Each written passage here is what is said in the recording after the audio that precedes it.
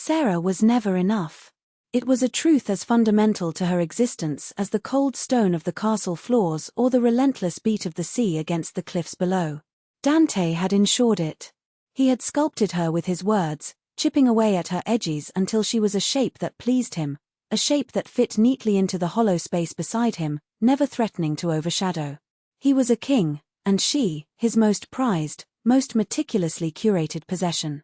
Tonight, at the vernal equinox feast, she was a study in silver and sapphire, a gown he had commissioned, a color he had decreed would complement the storm gray of her eyes.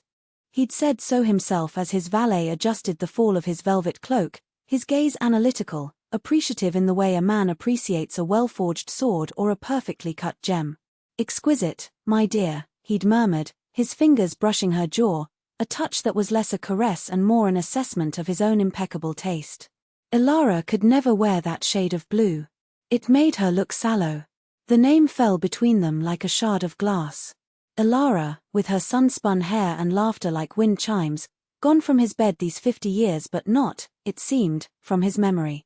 Sarah smiled, a perfect, placid curve of her lips she had practiced for centuries in a polished silver mirror. She did not say that Elara had been kind, that Elara had once shown her how to press wildflowers in the pages of a book. To speak of such things was to invite comparison, and in the kingdom of Dante's heart, comparison was a guillotine. The great hall was a cavern of light and sound, roaring fires in the hearths at either end, the long tables groaning under the weight of roasted swans and pyramids of sugared fruit.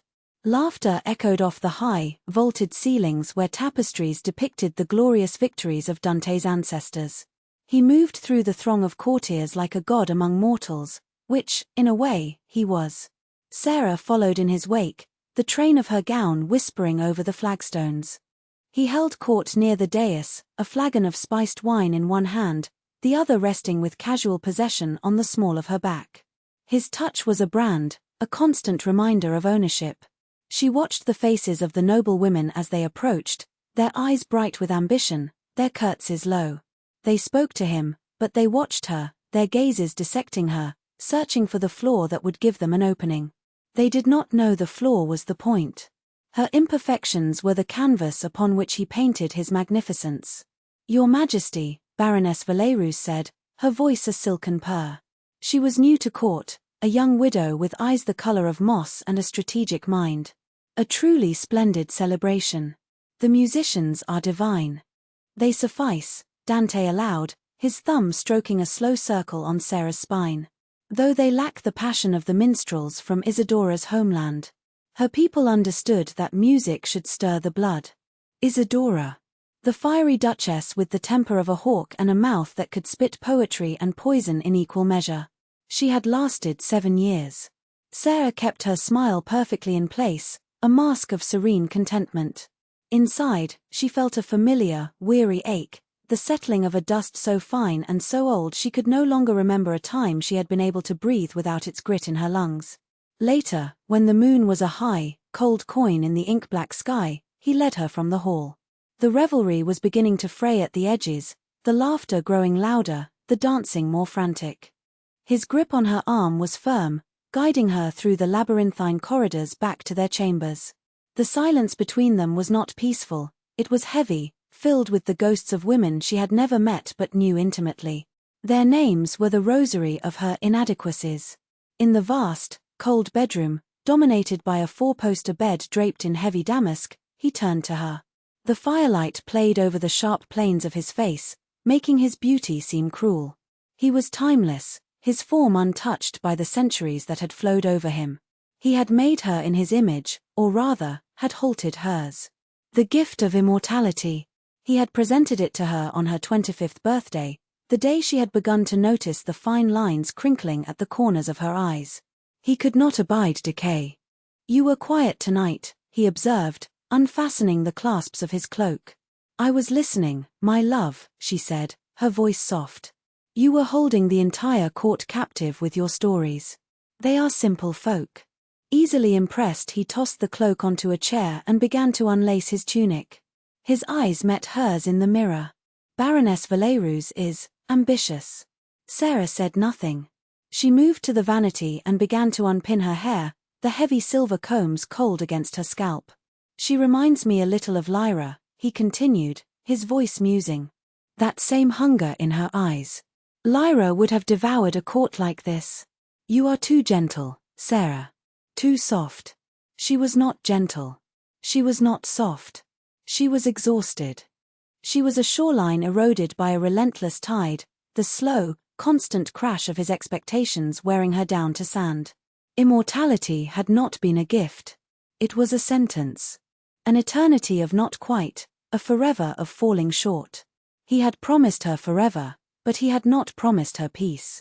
He had promised her a place at his side, but he had not promised it would be hers alone. He had simply made her the permanent fixture against which all the transient beauties would be measured and, for a time, preferred. That night, as he slept beside her, his breathing deep and even, a strange and terrible clarity began to dawn in Sarah's mind. It was the immortality itself that gave her the thought. A mortal woman would despair, would fade, would break. A mortal woman had only one lifetime to endure. But she had endless lifetimes. An ocean of time stretched before her, and the thought of facing it in this gilded cage, with the ghosts of Isadora and Alara and Lyra for company, was more terrifying than any death.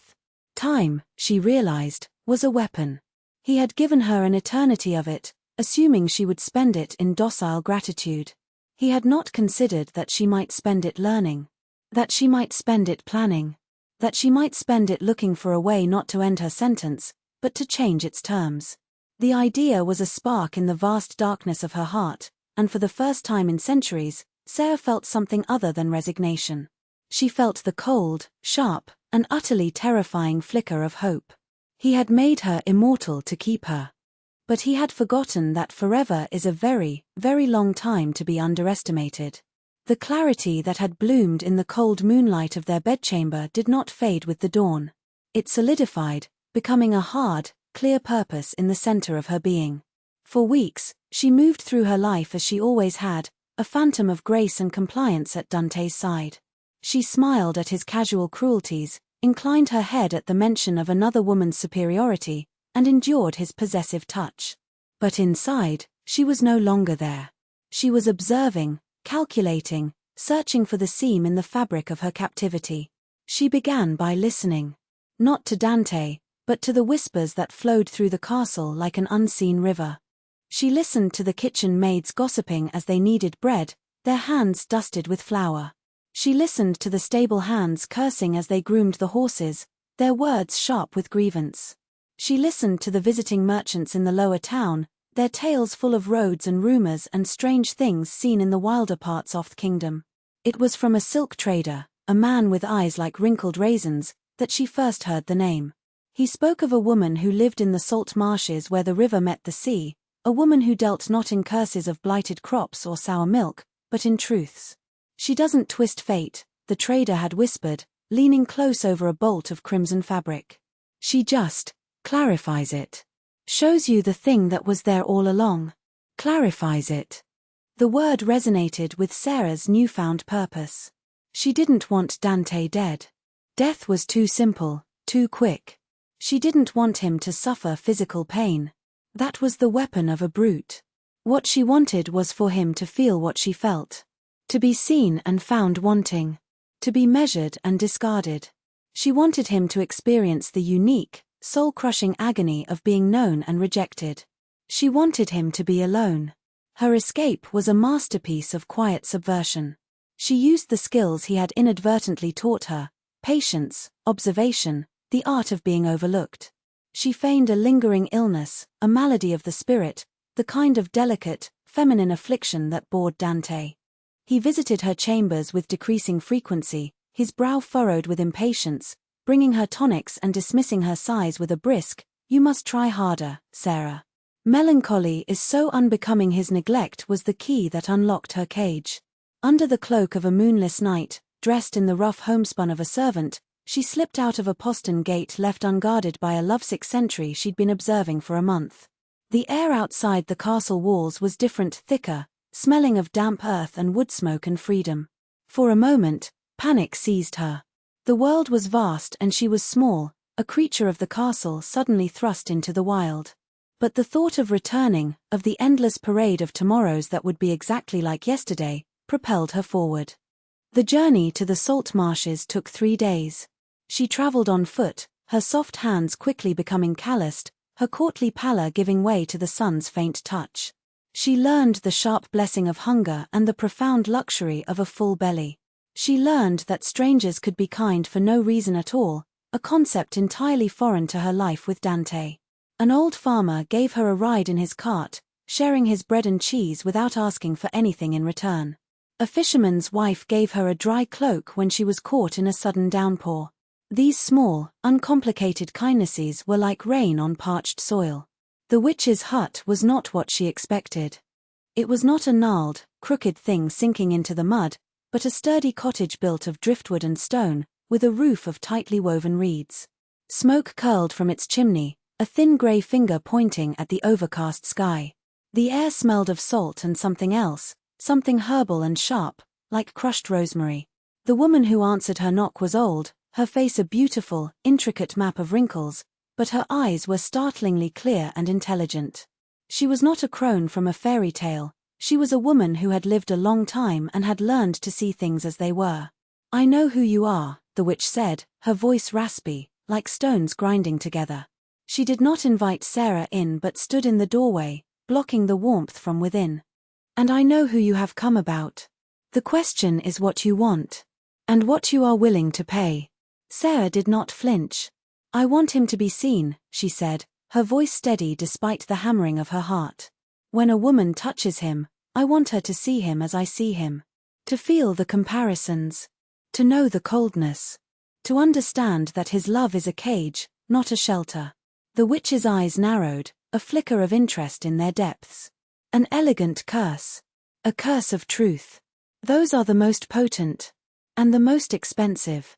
"I have no gold," Sarah said. "He gave me gowns and jewels, but never coin. He did not wish for me to have the means of independence." "I do not trade in gold," the witch scoffed. "Gold is for kings and fools. I trade in what is real. Memories. Emotions. I will give you this curse, this truth-teller. But you must give me something in return. A memory. The last truly happy memory you had before you met him. A moment of pure, unadulterated joy, untainted by his shadow." Sarah's breath caught. She had expected to pay with a lock of hair, a drop of blood, some tangible piece of herself. But a memory? She searched the vast, dusty archives of her mind, pushing past centuries of carefully managed contentment, of hollow smiles and gilded emptiness. She had to go back, far back, to a time before the castle, before the stifling weight of his possession. And then she found it. A small, perfect jewel of a memory. She was 16, running through a meadow behind her childhood home. It was late summer, the air thick with the scent of sun-baked grass and clover. Her dog, a scruffy terrier named Pip, was chasing butterflies, his barks sharp with delight. She remembered the feeling of the sun on her bare arms, the stitch in her side from laughing so hard, the simple, uncomplicated feeling of being alive and free and utterly, completely herself. There was no one to please, no one to impress. There was only the sun, the grass, and the joyful, silly dog. The thought of losing it was a physical pain, a tearing sensation deep inside her. It was one of the few untarnished things she had left. "I see you've found one," the witch said, her gaze unnervingly perceptive. "Is it worth the price?" Sarah thought of Dante's hand on her back, his thumb drawing lazy circles of possession. She thought of the names Ilara, Isadora, Lyra whispered in the dark. She thought of the endless, sterile succession of days stretching before her. "Yes," she said, the word coming out as a choked whisper. "Take it." The witch nodded slowly. She reached out a gnarled hand, her fingers surprisingly warm as they cupped Sarah's cheek. "Close your eyes," she commanded. "And think of the sun." Sarah closed her eyes. She brought the memory to the forefront of her mind, the golden light, the green field, Pip's ecstatic barking. She felt a strange, pulling sensation, a gentle but insistent emptying. The image wavered, the colors fading, the sounds growing distant. The feeling of the sun on her skin vanished. The joy, that bright, sharp, pure joy, dissolved into a cool, grey nothingness. When it was gone, there was only a blank space, a quiet ache where something beautiful had once been. She opened her eyes. The witch was holding a small, smooth, grey stone in her palm. It seemed to pulse with a faint, internal warmth. "It is done," the witch said, her voice softer now. She pressed the stone into Sarah's hand. "Go back to the castle. The next time he touches you, the curse will anchor to him. It will lie dormant until another woman's hand meets his. Then, she will see." Sarah curled her fingers around the stone. It felt like a tiny, sleeping heart. The price had been immense, a part of her very soul excised, but as she walked away from the cottage in the salt marsh, leaving her last happy memory behind, she did not feel lighter. She felt heavier. She felt armed. Returning to the castle was easier than leaving. Her absence had been noted but dismissed as another symptom of her melancholy. Dante greeted her with an air of aggrieved tolerance. "I trust you have purged this dreary mood, my dear," he'd said, not even looking at her as he perused a letter from a neighboring monarch. "We are to receive the delegation from Eldoria next week. Princess Annalise is said to be a paragon of grace. Do try to be a pleasant hostess." Sarah held the small grey stone in a concealed pocket of her gown. Its faint warmth was a secret promise. She merely smiled and inclined her head. "Of course, my love." That night, as he drew her into an embrace, his touch proprietary and cool as ever, she pressed the stone subtly against the back of his hand. There was no flash of light, no clap of thunder. There was only a slight, almost imperceptible tingle that ran from the stone, through her fingers, and into his skin. The stone in her pocket grew cold and inert, its purpose served. The curse was set. The trap was laid. All she had to do now was wait for the first unsuspecting moth to fly toward the flame. She didn't have to wait long. Princess Annalise of Eldoria arrived with her entourage in a flurry of silk banners and polished steel. She was everything the rumors had promised: tall, poised, with hair the color of spun moonlight and eyes of a startling violet. She was a political prize, a union that would secure Dante's northern border for a generation. And she was, by any measure, breathtakingly beautiful. Sarah watched from the top of the grand staircase as the princess was presented. She saw the flicker of genuine admiration in Dante's eyes, a look he hadn't given her in centuries. He was utterly captivated. Sarah felt the old, familiar sting, the reflexive tightening in her chest, but it was different now. It was the detached pang of a healed-over wound, a memory of pain rather than the pain itself. Beneath it was a cold, thrilling current of anticipation. The welcome feast was a grander affair than any in recent memory. Dante, seated beside the princess, was at his most charming. He leaned in when she spoke, his laughter boomed in appreciation of her wit, and his eyes never left her face. Sarah, seated on his other side, was rendered invisible, a decorative ghost at the banquet. She ate her pheasant in small, deliberate bites, sipped her wine, and watched. The moment came during the formal dance that followed the meal. The musicians struck up a slow, stately pavan. Dante rose, his eyes gleaming, and extended a hand to Princess Annalise. "Your Highness," he said, his voice a low thrum of promise, "would you honor me?" Annalise smiled, a radiant, confident expression, and placed her gloved hand in his. Sarah held her breath. The hall was a whirl of color and candlelight, but her focus narrowed to that single point of contact, his bare hand enveloping the princess's silk-clad one. For a moment, nothing happened. They took a step, then another, moving in the graceful, prescribed pattern of the dance. Dante was smiling, whispering something that made the princess laugh. Then, it changed. Sarah saw it in the subtle stiffening of Annalise's shoulders. Her smile faltered, the light in her violet eyes flickering out, replaced by a shadow of confusion. Her steps became hesitant, her movements losing their fluid grace. Dante, absorbed in his own performance, didn't seem to notice at first. He guided her through a turn, his grip firm. As they passed the dais where Sarah sat, she saw the princess's face clearly. The confusion had curdled into a look of profound and visceral revulsion. Her skin had gone pale, her lips were pressed into a thin, tight line.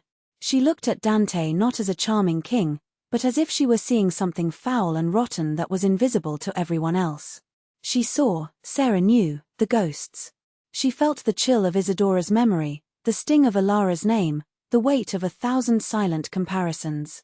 She felt the cold, possessive core beneath the glittering facade. She saw the truth. Annalise abruptly pulled her hand from his. The music faltered as the dancers around them hesitated, sensing the sudden discord. "Your Highness?" Dante asked, his own smile finally vanishing, replaced by a frown of royal displeasure. I am unwell," the princess stammered, her gaze darting around the room as if searching for an escape. She would not look at him. She took a step back, then another, her hand flying to her throat. "Forgive me, Your Majesty. I require some air." Before Dante could respond, she turned and fled the dance floor, her ladies-in-waiting scurrying after her in a rustle of silk and confusion. A stunned silence fell over the great hall. Dante stood alone in the center of the floor, his hand still outstretched, an expression of utter bewilderment on his perfect, timeless face. The Eldorian delegation left the next morning, citing the princess's sudden and intractable illness. The alliance was broken. Whispers filled the court like smoke, thick and choking. Dante was furious, his rage a cold, deadly thing that sent servants scurrying from his path. He could not comprehend what had happened. He interrogated the princess's ladies, the court physician, his own advisers. He received only frightened shrugs and stammered apologies. No one had an answer. But Sarah knew. And she knew this was only the beginning. In the months that followed, the curse worked its silent, devastating magic. It was a subtle poison, infecting his life one touch at a time. A baron's daughter, presented to him in hopes of a match, fainted dead away after he took her hand to lead her to dinner. A visiting dignitary's wife recoiled from his welcoming touch at a formal reception, her face paling as if she'd been burned. Dante's world, once built on the bedrock of his irresistible charm and power, began to fracture. He became cautious, then suspicious, then paranoid. He stopped offering his hand. He flinched from casual contact. The women of the court, once drawn to him like moths, now gave him a wide berth, their eyes filled with a strange mixture of fear and pity that he could not decipher. He was still king. He still held the power of life and death. But he was becoming an untouchable. The isolation he had so carefully cultivated for Sarah was now closing in around him. Consumed by this inexplicable social malady, he barely registered her growing distance. Her feigned illness had become a convenient excuse for a separate life within the castle walls. She took her meals in her room, spent her days in the library with books he had never seen her read, and walked the battlements alone, watching the sea. He was too obsessed with his own predicament to notice that the woman he had sought to possess had already, in every way that mattered, slipped through his fingers. One evening, 6 months after the curse had been laid, she stood before her mirror, packing a small leather satchel.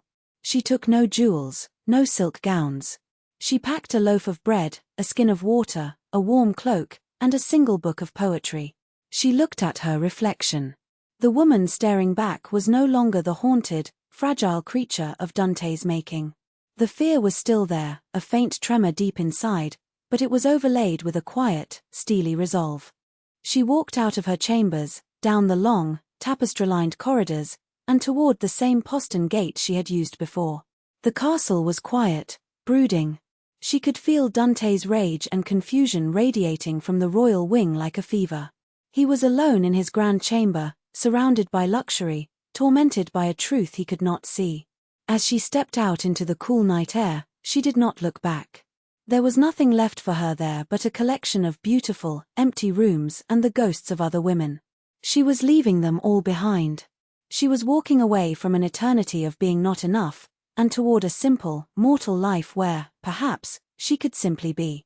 Years bled into one another, washing away the sharp edges of her past. Sarah learned that time, when not spent under the thumb of a tyrant, could be a gentle, healing thing. She settled in a town called Oakhaven, nestled in a river valley far from the sea and its memories of castle cliffs. The town was unremarkable, and in its ordinariness, she found a profound peace. She took a small apartment above a bakery, the scent of fresh bread waking her each morning, a simple, wholesome pleasure that felt more luxurious than any of Dante's perfumes. She found work as a mender of books for the town's elderly scholar, her patient fingers, once skilled only at embroidery, now tracing faded ink and reinforcing fragile spines. She learned the names of the townspeople, the rhythms of their lives. She was no one of consequence here. She was just Sarah, the quiet woman from the bookbinder's shop. The anonymity was a balm. Immortality, once a curse of endless repetition, became a gift of endless possibility. She could remain in this town until her face became too familiar, and then move on, reinventing herself anew. For the first time, forever felt less like a prison and more like an open road. She avoided touch. It was a deeply ingrained instinct, a flinching away from the casual brush of hands when exchanging coin, a careful maintenance of distance in a crowded market. She did not know if the curse was tied to her as well as to Dante, but she could not bear the thought of anyone seeing the raw, damaged thing she had been. Her solitude was a fortress, safe and quiet. Then came the cat. It was a scrawny thing, a mess of matted grey fur with one leg bent at an unnatural angle.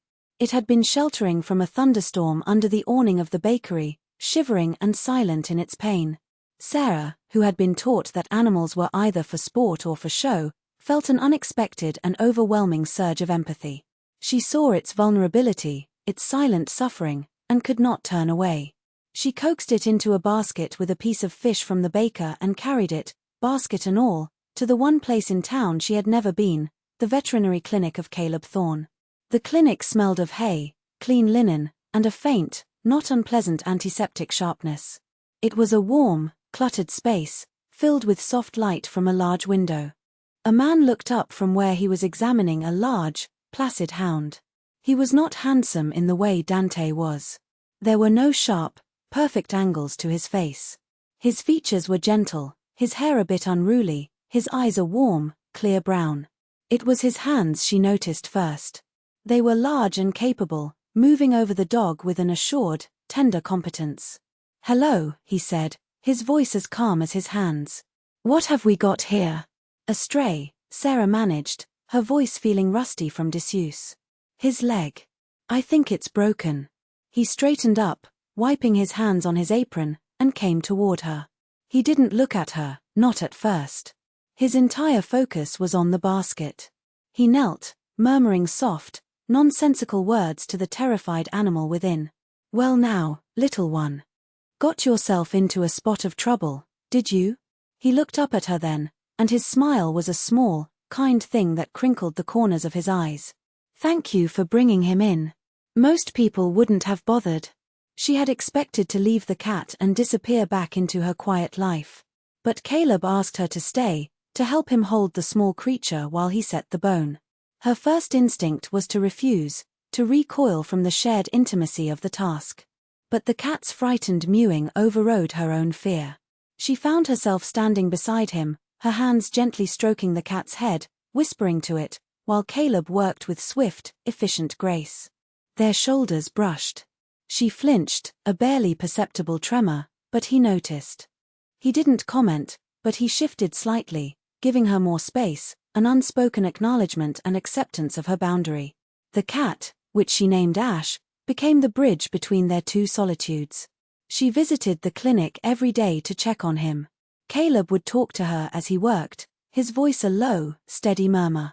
He spoke of his patients, the farmer's cow with a fever, the mayor's prized but bad-tempered parrot. He asked her about the books she was mending. He learned her name. He learned that she took her coffee with milk and no sugar, because he offered her a cup one afternoon, and remembered the next time. These were small things, tiny, mundane details, but to Sarah they were revelatory. Dante had never known how she took her coffee. He had known which jewels best suited her throat, but not the simple preferences of the woman who wore them. Caleb's attention was of a different quality. It was not the possessive attention of an owner, but the quiet, observant attention of someone who was genuinely trying to know her. When Ash was healed, Caleb brought him to her apartment. "He's bonded with you," he said, setting the cat down on her rug. Ash immediately began to purr, rubbing against her ankles. "I think he's decided he's yours." "I don't know how to thank you," she said, her throat tight. "There's no need," he said, his gaze warm. "Just, let me know if you ever find another stray." He paused at the door. "Or if you'd like to have coffee again sometime. With me, I mean. Not just the cat." His invitation was hesitant, gentle, leaving her all the room in the world to refuse. And that was why she said yes. Their courtship, if it could be called that, was a slow and quiet blooming. It was built of shared cups of coffee in the early morning, of long walks along the riverbank as autumn turned the leaves to golden flame. He never pushed, never demanded. He learned the geography of her fears without ever asking their origin. He learned that she startled at loud noises, that she preferred to sit with her back to a wall, that she sometimes went silent for long stretches, lost in a place he couldn't see. He didn't try to pull her out of those silences. He simply sat with her in them, a calm, steady presence, until she was ready to return. The first time he touched her with intent, they had been sitting on a bench overlooking the river for nearly an hour, not speaking. A breeze had picked up, and a strand of her hair had blown across her face. He reached out, his movements slow, deliberate, giving her ample time to pull away. His fingers, calloused but gentle, brushed the hair from her cheek. His touch was warm. It held no question, no demand, no history of comparison. It was just a touch. A simple, kind gesture. Sarah did not flinch. She did not pull away. She leaned into it, just for a second, a small, involuntary movement, and felt the hot sting of tears behind her eyes. It was the first time in her memory that a touch had felt like a gift instead of a claim. One winter evening, curled on the small sofa in her apartment with Ash sleeping between them, the fire casting dancing shadows on the walls, she decided to tell him something of the truth. Not the impossible truth of immortality and curses, but the human truth that lay beneath it. "I was with someone for a very long time," she began, her voice barely a whisper. She stared into the flames, unable to meet his eyes. He made me feel like I was never quite good enough. That I was a flawed copy of something better. I spent so long trying to be what he wanted, I forgot who I was." Caleb was silent for a long moment. She felt a familiar dread creep in, the expectation of dismissal, of judgment. But when he spoke, his voice was soft. He reached over, not to touch her, but to gently stroke the sleeping cat. "He sounds like a fool," Caleb said simply. He finally turned his head, his brown eyes meeting hers. They were filled with a profound, uncomplicated sincerity. "Sarah, you are more than enough." In his gaze, she saw no guile, no hidden meaning. She saw only what he said. For him, it was a simple, observable fact. And in that moment, she began to believe it herself. She was not competing anymore. She was not being measured. In the quiet, ordinary world of this kind man with gentle hands, she was not an object to be perfected. She was just a person, to be loved. The door to her past, she thought, was finally, truly closed. The peace lasted for 12 years. 12 years of quiet mornings and shared evenings, of watching the seasons turn in the valley, of building a life so real and solid that the memories of the castle began to feel like a half-remembered nightmare. Sarah did not age, a fact that was beginning to draw curious glances in the small town, and she and Caleb had spoken of it, vaguely, as a time when they might have to move on. He accepted her slow aging with the same quiet grace he accepted everything else about her, asking no questions she wasn't ready to answer. He loved the woman she was now, and that was enough for him. She was happy. It was a simple, profound happiness she had never believed possible. And then, one crisp autumn afternoon, Dante found her. She was returning from the market, a basket of late-season apples on her arm, when she saw it at the end of her street. It was a carriage, a thing of lacquered black wood and polished silver, utterly alien against the humble, timber-framed buildings of Oakhaven. It was drawn by 4 black horses, their coats gleaming like obsidian, their breath pluming in the cool air. 2 guards in the royal livery stood stiffly beside it. Sarah's blood went cold. The apples in her basket suddenly felt impossibly heavy. She knew, with a certainty that settled like a stone in her gut, who it was. She had thought herself free, but she had only been forgotten. Now, for reasons she could not fathom, he had remembered.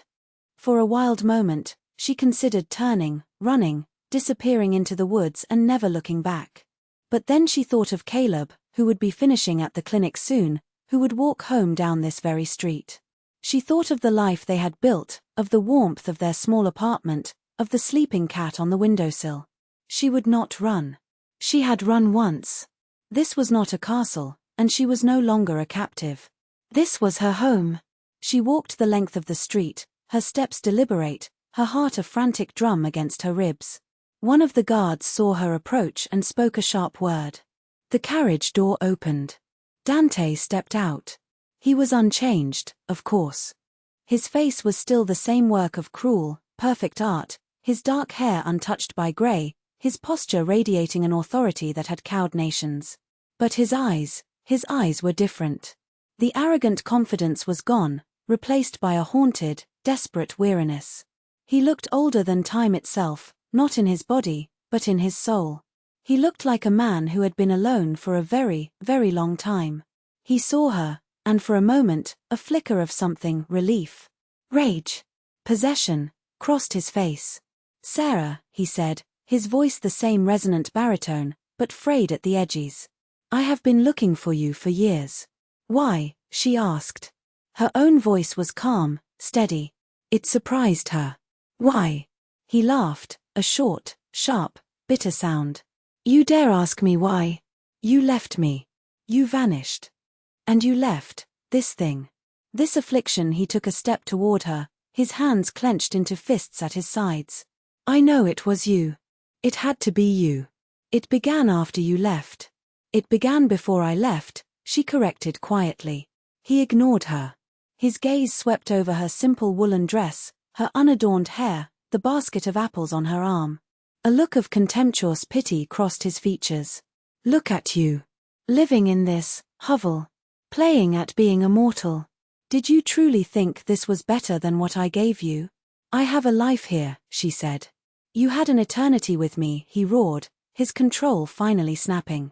The townspeople who had crept to their windows drew back at the sound. "I gave you the world.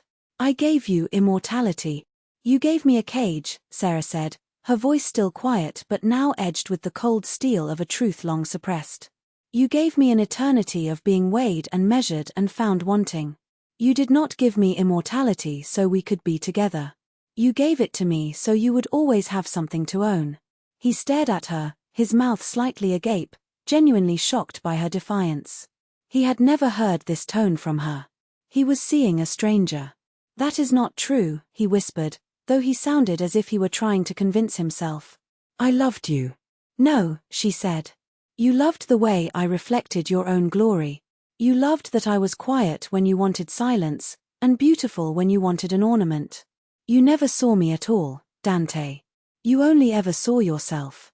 He seemed to shrink before her eyes, the royal fury draining out of him, leaving only a raw, pleading desperation. "Lift it," he begged, his voice cracking. "Whatever you did. This curse. Lift it. I cannot bear it." The silence. The way they look at me. The way they pull away. He held out his hands, palms up, as if showing her his wounds. "No one will touch me, Sarah. No 1 inch." The irony was so bitter it almost made her laugh. He, who had used touch as a tool of possession and control, now starved for it. He, who had thrived on the adoration of others, now utterly alone. The sound of the clinic door opening down the street made them both turn. Caleb emerged, shrugging on his coat. He saw them, Sarah and the magnificent, terrible stranger, and his steps did not falter. He walked toward them, his expression calm, his eyes fixed on Sarah. He did not look afraid. He looked protective. He came to stand beside her, a quiet, solid presence. He didn't speak, didn't challenge Dante.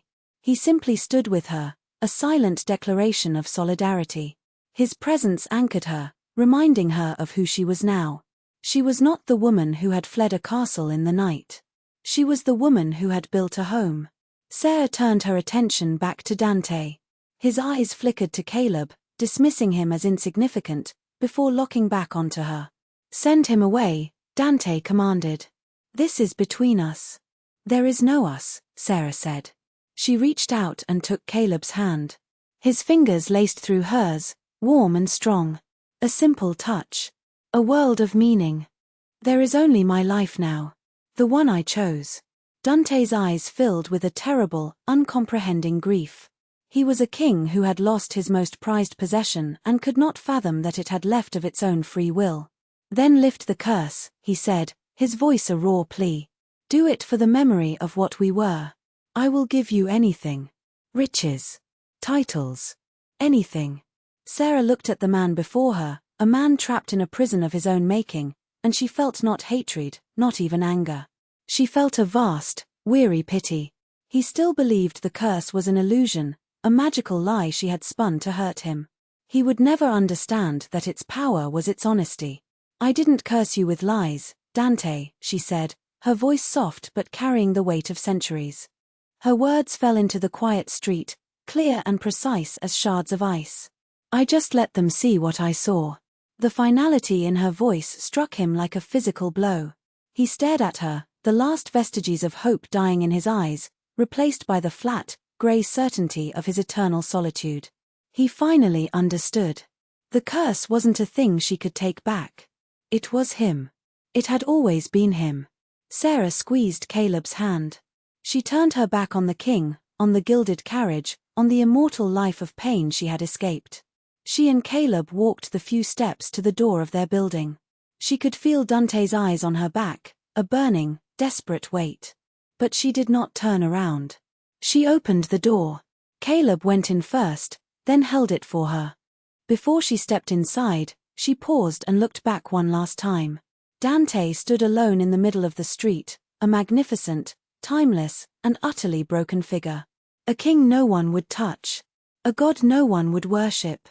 She stepped across the threshold, into the warm, book-scented air of her home. She closed the door, and the solid sound of the lock clicking into place was the most beautiful sound she had ever heard. It was the sound of the end of a story. It was the sound of the beginning of everything else. Inside, in the gentle quiet of the entryway, she leaned her head against the solid wood of the door, her breath shuddering out of her. The strength that had held her up on the street began to tremble. Caleb's arms came around her from behind, holding her steady. He didn't ask for explanations. He didn't demand to know who the man was or what he wanted. He just held her, his chin resting gently on the top of her head, his presence a silent shield against the ghost outside. You're safe, he murmured into her hair. I'm here. You're safe. Tears she hadn't allowed herself to shed streamed down her face, hot and cleansing. They were not tears of fear or sadness, but of release. The final chains of her past had just been broken, not by a grand battle, but by a quiet conversation and the closing of a door. She turned in his arms, burying her face in the rough wool of his coat, breathing in the familiar, comforting scent of him, of soap and hay and autumn leaves. He held her tightly, letting her tremble, letting her cry, offering the simple, profound solace of his presence. When the tears subsided, she looked up at him. His face was filled with a tender concern. He reached up and gently wiped a tear from her cheek with his thumb. His touch was everything Dante's was not. It was a question, not a command. It was a comfort, not a claim. I am immortal, Caleb, she whispered, the words she had held back for 12 years finally breaking free. That man, he was my husband. He made me this way. Caleb's expression didn't change. There was no shock, no disbelief, no fear. He simply looked at her, his brown eyes searching hers, and a slow, sad understanding dawned on his face.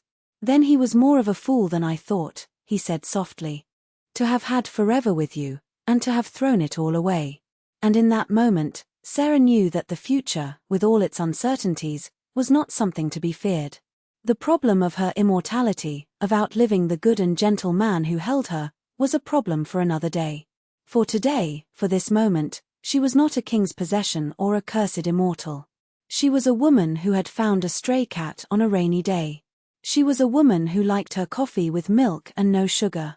She was a woman who was loved, truly and completely, for exactly who she was. She was home. And she was enough.